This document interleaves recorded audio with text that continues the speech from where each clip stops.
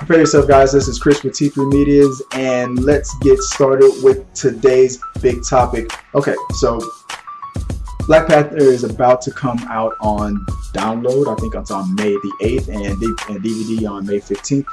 Black Panther has already become the third highest grossing movie of all time. It just took Titanic. It's not gonna take over the top spot for Avatar or anything like that. It will be awesome, but it's just not gonna happen. But for it to reach this height is amazing, and no one ever saw it coming. Maybe I saw it coming. I probably was the only one. I told you guys, you give this movie a chance, you give it the budget it deserves, you give it the writer, the director, the momentum, everything, the actors it deserves, the quality of it, and look what happened. People took to it, and now it's Wakanda forever, and everybody's loving it. So why is it that it's only been like 3 months? The movie came out in February, and it's about to be released on DVD and digital download in May. I mean, come on, March, April, May, it's only 3 months. Why are we moving so fast? Well, there's really no precedent for this kind of a thing. Well, back in the day when it was VHS, back when if you were as old as me, you remember the old Blockbuster days. You used to rent movies and get the VHS tapes. To put movies on tape, it cost more money. You had to film it, depending on how long the movie was. Sometimes you had to use 2 tapes. It took a lot of time. It took a lot of money. When we transitioned to DVDs, it cut costs. Movies started to become released a lot faster. Now we're mostly streaming and downloading, even faster. There's no disc, there's no film. It comes directly to your home. And movies are now getting released about a 12-week period, depending. Now, let me give you my opinion on some of these things.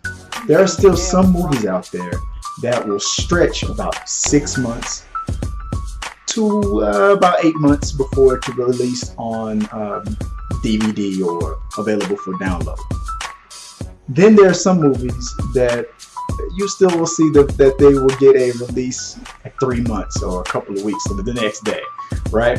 So my opinion on this is it depends on if Hollywood or the studio that produced the film has made all they can make from the movie in theater. If it's no longer worth their money to keep it in these theaters. It costs studios money to have their films to be played in some movie theaters. And it's just sometimes if it's not bringing in the butts in the seats and they're not filling up those theaters, it's a waste of film, it's a waste of time. There's other movies coming out, it's killing your momentum. It's not worth it. Let's cut costs. Let's take it to home video. So I feel like once a movie has made all it can make, it's time to cut it. People are still going out there and going to see Black Panther. People probably will be able to see Black Panther and then go right next door and go see Avengers that's playing in the next screen right over. It's probably what I'm going to do. And then they could go home and go watch Black Panther again, because it's all going to just merge and come together. Now that Black Panther has become the third highest grossing movie of all time, that's pretty much it. It's still making money in the theaters. People are like, it's a good experience. It's a good time to go see it. And as my friend, the cinema analyst would say, it's a good time in the theater. But it's pretty much made all the money it's gonna make, and people are hungry for this movie still. I want to own this movie. I want it. So they're like, let's strike while the iron's hot. We got Avengers about to come out. It's been 3 months. Let's let it be available for consumption in the home. I'm gonna get it the second it's available to download. So they've already got my money. I'm already pre-ordered. The momentum of Avengers and everything, it just makes sense. Now there's other movies that just flop and just tank. It's not making us any money in the screen. It's not bringing people to the theater. Nobody's going to see this movie. So let's see if we can salvage it. And it's been a week. Let's release it on home for download or for DVD. It all just depends. If they've got algorithms, they've got scientists out there, they're clicking buttons, they know the marketing of these things. If it's not going to make the money that it needs to make for them to get their money back or make a profit in the theaters, time to cut costs. It's cheaper to keep it at home. Let's bring it down to the home level. Let's see if we can salvage this and make a cult classic out of this. Probably not. I mean, I love the movie Happy Death Day. I saw it in the theater, but I'm pretty sure it's probably a little moderate success. It's probably getting a little bit of that money back. but from home theater. But you know, it made a profit. It was cheap to make, so it probably made a profit going to theater and going to digital download, because it was so cheap to make. But movies that are big budgeted movies, you gotta kill it in the theater. You gotta kill it when you gotta strike while the iron's hot and make sure that it's still relevant to when it's time to release it for home digital download or for DVD. Otherwise, you're just gonna keep hemorrhaging money. But Black Panther is a perfect example of marketing and good timing, and the fact that it's right on the heels of the next Marvel comic book movie, Avengers: Infinity War. The DVD sales and the digital download sales is just going to go through the roof. That might push it over the Avatar level. Nah, it's not going to do that. Houston, we have a problem. PUBG is a huge phenomenon hit on Microsoft Xbox, and it's also a PC gaming platform game. I love this game. I was slow to join the team of PUBG. I was all about my Call of Duty. Sean got me on board. Stuck with me. Now I'm just addicted to PUBG. The question is, should they open the doors to PlayStation, the PlayStation Nation? Eventually, I think they will. Here's my thoughts on this. Wait. I think, and I want to know what you guys think, should Microsoft bridge the gap with PUBG for the PC gamers and the Xbox gamers, and bridge that gap first before opening it up to the PlayStation Nation? I think that would solidify, and it would crush sales. People have already started to come back to the Microsoft Xbox just to play this game, and that's how much of a hit it is. Like on Fortnite, you can play the Fortnite version on your phone and play with people on Xbox. I learned this yesterday for the first time. It doesn't make any sense why we're not doing the same thing for the PC gamers and the Xbox gamers. Let's bridge this gap. Let's stop the fighting. We're all on the same side. PUBG forever. Let's just get it going before we open the door, and then we'll open the door a little bit for PlayStation, that you guys have a little fun too. But until then, yeah, no. All right. So now it's time for let's do a little reaction.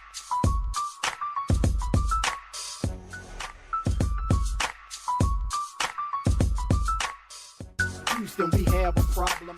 Disney. Did you wash your hands? They kept them the same age. With soap? With soap. Did Such a you boy. dry them? What?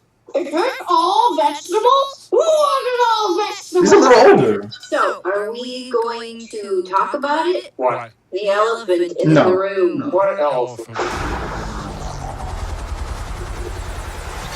They're going Disney Marvel mode on this. Time to make some wrong things right.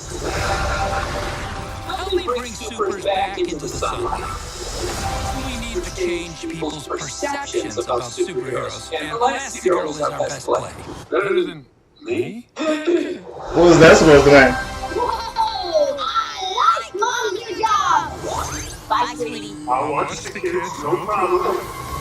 Coming to terms with getting older and being washed up on the first one was a good dynamic. Now it's the whole, the man can stay at home and be the stay-at-home parent while the mom goes out to makes the money. If you have now lessons and check. He's in excellent health. Awesome! Not cooking! Wow, Jackie, that is freaky. You know what's crazy, right? To help my family, I gotta leave it to fix the law, I gotta break it. You've got to, so our kids can have that choice. Thank you, young man.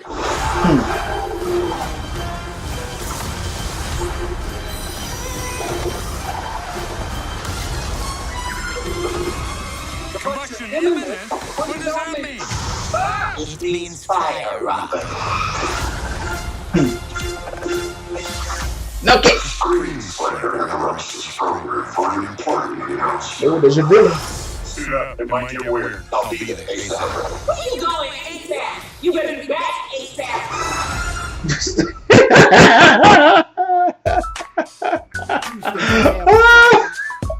Oh, where is my super suit? Oh, they gotta do more with the Frozone and his wife situation.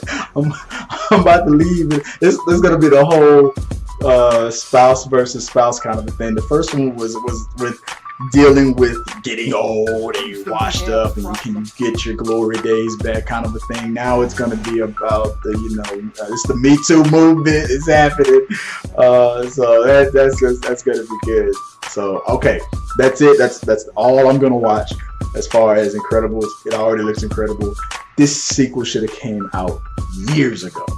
And they better not, I can already tell it's going to be a hit. It better not take forever and a day for the third. This could be a perfect trilogy. It's getting to a point where I'm feeling like this is going to be better than the first. I don't want to get my hopes up. The first one was awesome. Let's hope. Give me your thoughts on it. Let me know what you guys think. Comment and become a subscriber if you haven't already subscribed. Why haven't you already subscribed? And until next time. So let's move on to the next topic. Let's get on into this. Okay. Oh, okay. So guys, look, I just saw Blockers, starring John Cena, and I gotta say it was really good. It held itself together throughout the whole movie. It was like an updated version of American Pie, but now it's now from the girl's point of view. I mean, the girl playing John Cena's daughter was the most promiscuous, and she was really like verbally like out there and whatnot. John Cena was playing the average, straight man that was very conservative. Didn't want his daughter to lose her innocence, and that was pretty much the whole concept of all the parents when it comes to their daughter. What's the one? One was spoiler. One was a lesbian, and the father did not want his daughter to make a mistake. To be true to who she was. The chemistry with the three parents was great. The movie had me laughing out loud a lot. I expected this film to be funny based on what I saw in the trailers, but there was a lot of things that the trailers did not show you that just had me laughing completely out loud and losing my stuff over. And I'm glad I got to take part of this movie. It was way funnier than what I thought it was going to be. I could see a sequel out of it. Depends on what this movie's going to do, but as a standalone, it works. Will this be the transition that John Cena needs to get back into the action world? Maybe. There's rumors out there that he wants to get into that Fast and Furious franchise. I don't think that's a good idea. I don't think he brings anything to the team. A villain, maybe, but no, not a part of the team.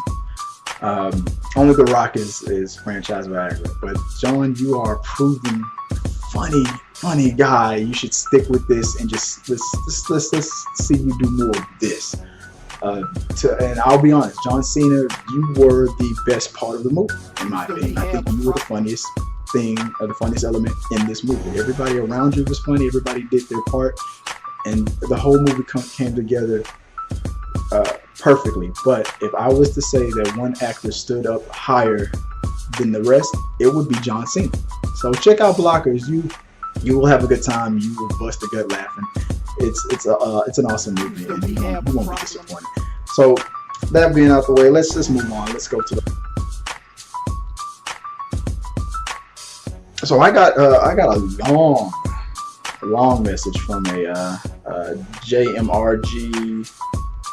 GRMJ about an old video that I did a while ago about Rotten Tomatoes and whether or not they're more harsh to the DC movies and whatnot. And he pretty much broke it down. I'm not going to read the entire thing that you wrote down because it was a lot. I don't know if there was a lot of copy and paste in there or if it was just a bunch of sweaty, I have to get this off my chest. But he pretty much defended the fact that, if Marvel, they're coming out with quality stuff and they took their time and they did what they needed to do. And in DC, but they were pretty much playing the we need to catch up game, and it just fell flat. And I enjoyed Suicide Squad, but you got to admit there was only a few things here and there that were great about that movie, and there was a lot more things that was wrong with that movie. Then we have a problem. What needs to happen?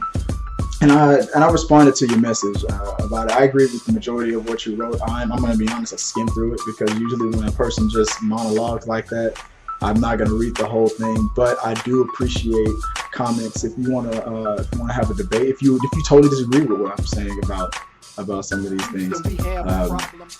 I don't think that Rotten Tomatoes is an algorithm. They're not picking on any form at all. I mean, these critics, they give their opinion of certain things and they average out those opinions. You don't have to share that opinion.